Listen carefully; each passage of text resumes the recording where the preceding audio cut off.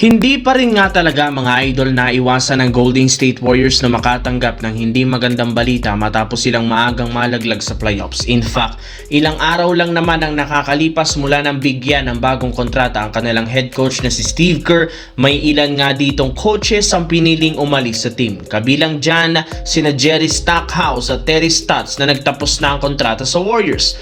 Pareho nga silang planong maghanap ng team na babugawin sila bilang isang bagong head coach either sa NBA o college basketball. At dahil sa pagkawala ng dalawang coaches na ito, mapipili na ng team maghanap ng papalit sa kanilang pwesto kung saan posibleng kunin ditong pamalit sina Andre Iguodala at ang dating head coach ng Pelicans na si Willie Green para maging bagong coaching staff ni Coach Steve Kerr simula sa darating na off-season. Kaya isa yan sa mga dapat abangan ng mga fans lalo pat kailangan nga magkaroon ng reshuffle sa coaching staff ng Golden State Warriors. Samantala, lumalaki ang posibilidad na hindi pabalikin pa ng Los Angeles Lakers sa kanilang lineup si DeAndre Ayton matapos lumabas ang balita na inaasahan ngang hindi nito kukunin ang kanyang player option sa team at balak kumuha ng bagong kontrata na nagkakahalaga ng $30 million per year. Kaya no choice ang Lakers kundi gumawa ng plan B.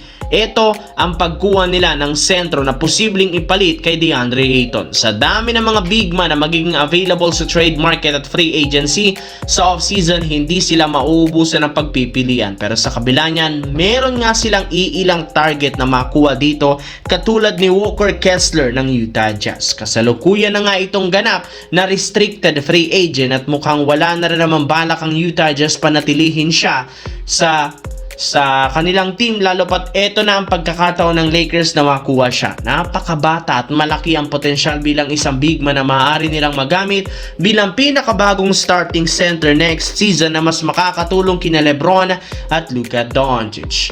Sa kabilang banda, dahil nga nakuha ng Washington Wizards ang number 1 overall pick sa darating na 2026 NBA draft, mukhang magbabago na naman ang kanilang plano. Imbes na mag-compete sa kampeonato next season dahil kina Anthony Davis at Trae Young, posibleng mag-rebuild sila ng lineup para sa kanilang magiging first overall pick na si DJ Daybatsa.